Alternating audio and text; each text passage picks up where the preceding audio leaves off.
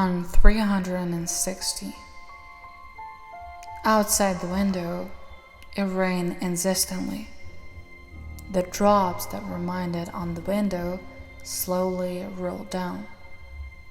I played my guitar without stopping to marvel at the nature around me. The world seems to stand still, but I continue to live in it.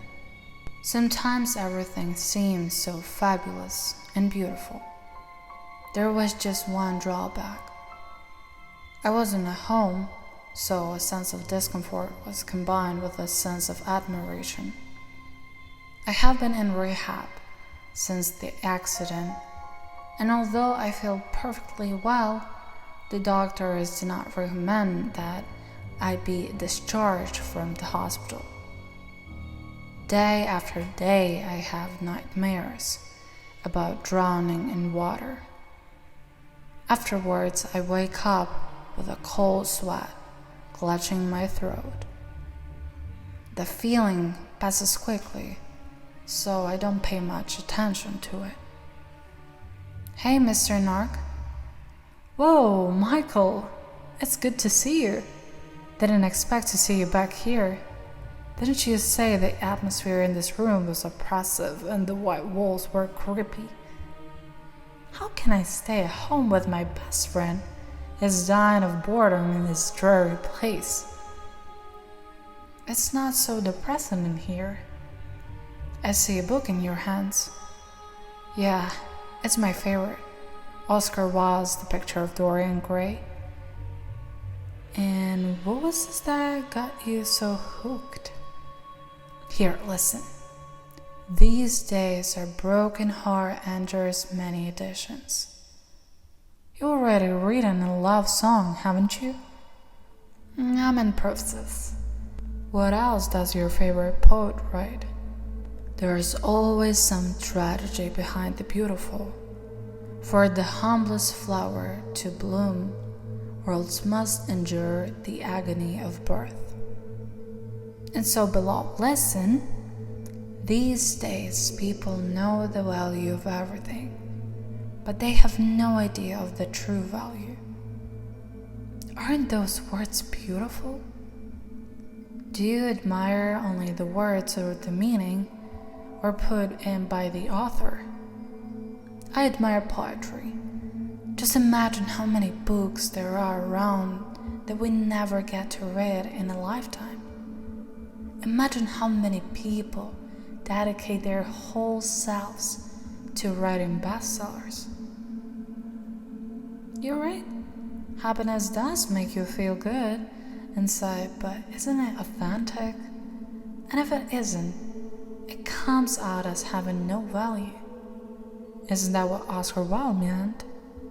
No, there's always happiness, but most people don't notice it in moments of grief and sadness, because of their thoughts are clouded by bad moments, and people don't look for anything positive in experience. What if they didn't want to have such a bitter experience? Didn't want to become strong because of it? Oh, Narc, discouragement and pity will get you nowhere. What will mankind come to if they let go after every mistake? Maybe so. Michael, but how do you always manage to stay positive? I feel free. Freedom is the ultimate pleasure in life. In my life. Thank you for coming. You always support me and inspire me. I miss our walks. What does the doctor says? He says it's too soon for me to be discharged. I still have nightmares, but there's something awful about them. I don't know, maybe it's just nerves. Describe what you're feeling. Liberating, or it's like the weight on my shoulders is pulling me down. I could drop it and swim on the top, but I choose to leave it alone. Don't you think that's a sign? It's time to make a change in your life. And what's that? Your mindset. It's the perception that determines your life. The more positive you're thinking, the more vividly you paint on the canvas. Painting on canvas? Yes, the canvas is your life. We ourselves choose what colors to put on it. Sometimes we'll let others to do it for us. Now, you're a dreamer. Don't you dare be discouraged by the loss. It's easy to talk if you haven't been in another person's body. I loved her more than anyone. You'll get over any difficulties. Michael was always able to have a heart-to-heart talk. He was a loyal and loving friend, ready to support me at any moment. I wasn't entirely honest with him, though my dreams were not as simple as I thought. In them, I saw the image of my beloved at the bottom of the sea in which I was drowning. That is why I didn't dare to throw off the weight.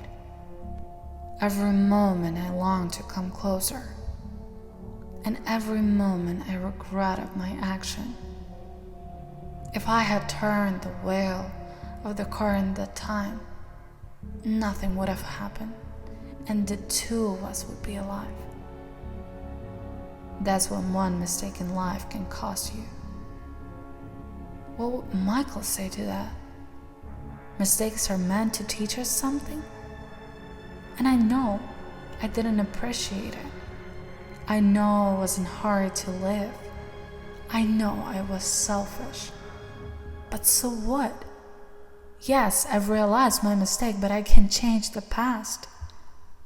Michael said that only thing that matters is the present, what you're doing at the moment. It got dark outside. Laid down on the bed, tired. My head ached with thoughts that were keeping me awake. Looking up at the ceiling and closing my eyes, I fell asleep. The blue, dark, and slightly murky water choked me again. The weight on my shoulders grew heavier and heavier. I was slowly sinking down. Marie, I can see you. I'm sorry. I've changed your life by 360. For the first time she spoke, but her voice was quiet, like the sound of a violin, not tuned in a violence. Marie! Marie! A blade sliced across my shoulder. Looking around, I saw nothing alive, and nothing dead either. Marie was gone. A church bell rang in my ears. It was as if something was trying to awaken me to the living world. I refused to come out of the dream. I opened my eyes, which were completely dark, gripped by terror. Covered in goosebumps and with a cold sweat, I ran out of the room. Without stopping, I ran toward the exit of the clinic. I needed some fresh air. I wanted to feel the earth beneath my knees. I wanted to taste of life. Nuts? Oh, wait, it's Dr. Fritz again. Once outside the building, gasping for oxygen, I began to suffocate. Panic gripped me. The burn on my shoulders felt like it had blossomed. When I looked at it, I saw the inscription on 360. I couldn't believe my eyes. Was that possible? Coughing up blood, I kept walking.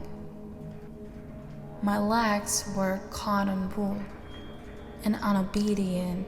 Behind me, the oilers were already catching up with me.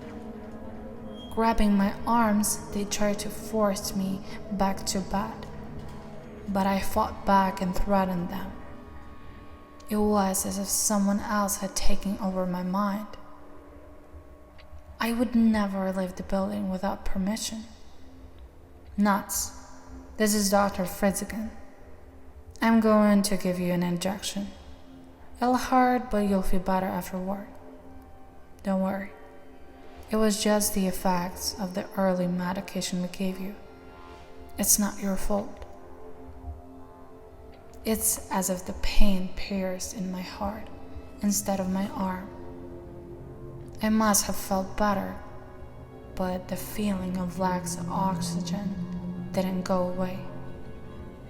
As I entered the hospital, it began to grow again. I began to suffocate.